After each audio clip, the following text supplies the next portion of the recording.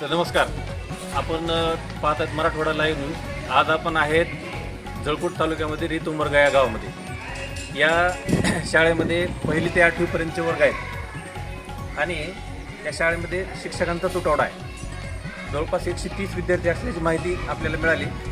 त्यानुसार या शाळेमध्ये कार्यरत शिक्षक फक्त 4 आहेत सध्या आणि त्यातले 2 शिक्षक हे BLO आहेत. तर 130 विद्यार्थ्यांचा लोड 2च शिक्षक या शाळेवरती सांभाळत आहेत. यामुळं विद्यार्थ्यांचं नुकसान, शैक्षणिक नुकसान खूप होत आहे. अशातच पालकांची नाराजी आहे. एकतर गावातल्या परिसरातल्या इतर पालकांचा ओढा मुळात इंग्लिश स्कूलकडे अगोदर वाढलेला आहे. त्या मानानं ह्या गावच्या शाळेमध्ये विद्यार्थ्यांची संख्या खूप समाधानकारक आहे.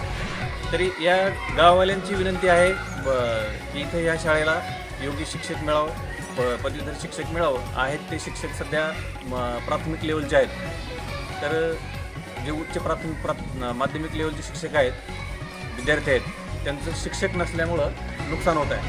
तर आपल्यासोबत शालेय शिक्षण व्यवस्थापन समितीचे अध्यक्ष केंद्र साहेब आहेत.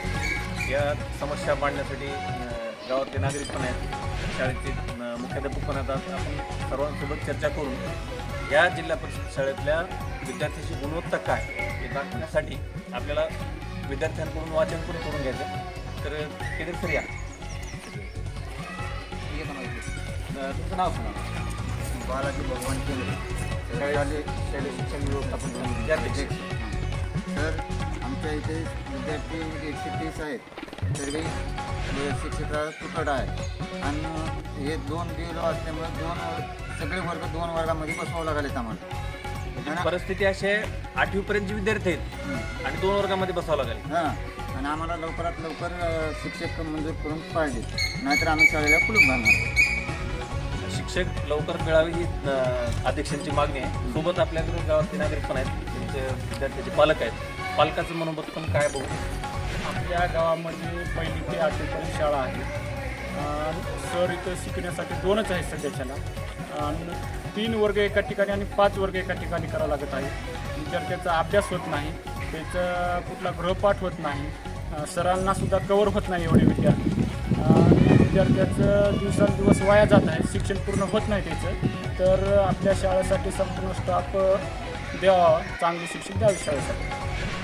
शिक्षकांची मागणी पालक वर्गातून आहे. आपल्यासोबत शाळेचे मुख्याध्यापक बडगिरी सर आहेत. थोडंसं ऑफिशियल माहिती आपण सरांकडून घेऊ. सर, शाळेत किती विद्यार्थी आहेत आणि नवीन संच मान्यतेनुसार किती शिक्षक बसतात? शाळेमध्ये 130 विद्यार्थी आहेत. संच मान्यतेनुसार शाळेमध्ये 7 पदं मान्य आहेत.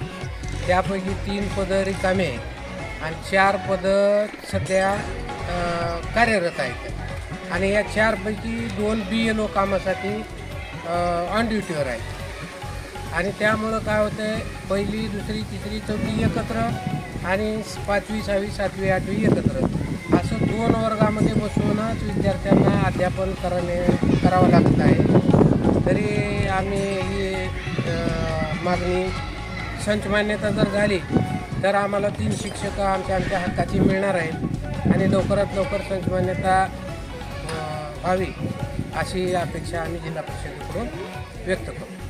राज्यामध्ये 2025मध्येच पवित्र पोर्टलच्या मार्फत भरतीची प्रक्रिया सुरुवात झालेली असताना खूप वेळ प्रलंबित राहिल्यामुळं अनेक ठिकाणी शाळेला विद्यार्थ्यांना शिकण्यासाठी पात्र शिक्षक उपलब्ध नसल्यामुळं पूर्वी अगोदर शिक्षण जिल्हा परिषदेकडे बघण्याचा कल लोकांचा बदलला. इंग्लिश स्कूलला पाठवण्याचे प्रमाण वाढले. या शाळेमध्ये गुणवत्तापूर्ण शिक्षण आहे.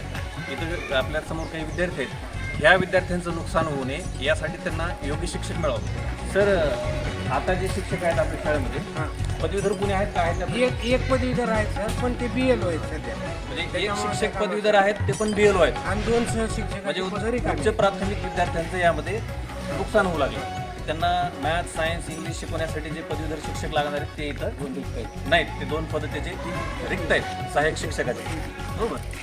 तर आता आपल्याकडे जे विद्यार्थी आहेत, विद्यार्थ्यांकडून आपण त्यांचं वाचन स्किल कसं आहे तरी बघा. कोणतं पुस्तक आहे? मराठी. पावसाळ्याचे दिवस होते. शाळा सुटली. मुले घरी गेली. थोड्याच वेळात रवी, विनय आणि अमित ठरवल्याप्रमाणे मैदानात आले. त्यांच्या आवडीचा पकडापकडीचा खेळ खेळू लागले. मैदानाजवळ कुडाचे छप्पर असलेला एक गोठा होता. हां, तुझ्याकडे कोणता आहे बाळा? मराठीचा. मराठी. एक तुझ्याकडे कोणता आहे? इंग्लिश. हा, इंग्लिश वाचून दाखवा. या English school. One day young Pawan was walking along the road near his village while playing. He found a coin laying on the ground. He was very happy with that coin. He thought we शाबास. called by तुझ्याकडे कुठला आहे बाळा? English. English. हा, वाचून दाखवा. Good morning, Rao Kaka. Good morning, Riya. How are you today? I am fine, thank you. What about you, Kaka? Did you bring fresh milk today? Rao Kaka say, yes, I bring fresh milk every शाबास. morning. तुझ्याकडे कुठला आहे बेटा? हां, English. English. वाचून दाखवा. One morning in the royal court, Akbar was in a playful mood. He asked his minister Birbal, "Tell me, Birbal, how many crows are there in my kingdom?" Birbal bowed and climbed. शाबास. चौथीचे विद्यार्थी. अशा हे इयत्ता 34 शिकणारे विद्यार्थी आहेत. त्यांना शिक्षण देणारे शिक्षक हे 100% गुणवत्तापूर्ण शिक्षण देतात, हे यावरून दिसते. तर कुठल्याही पालकाने जिल्हा परिषद शाळा सोडून इंग्लिश स्कूलकडं आपले विद्यार्थी घेऊन जाण्याची अजिबात आवश्यकता नाही. धन्यवाद. या जिल्हा परिषद शाळेमध्ये ॲस्ट्रॉनॉमीची लॅब शासनाकडून इथं बसवण्यात आली आहे. केवळ या ठिकाणी पात्र शिक्षक नसल्यामुळे ही लॅब एवढा खर्च करून बंद आहे. तर याकडे पण शासनानं लक्ष देणं गरजेचं आहे. इथं योग्य शिक्षक मिळावा आणि एवढं सगळं खर्च करून याचा काही उपयोग होणार नाही जर याला योग्य शिक्षक नाही मिळाले तर.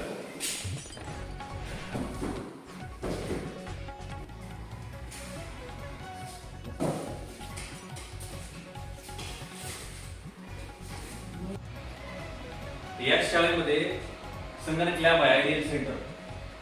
इथं एवढा खर्च आहे. तर सर किती पीस आहे त्या टोटल?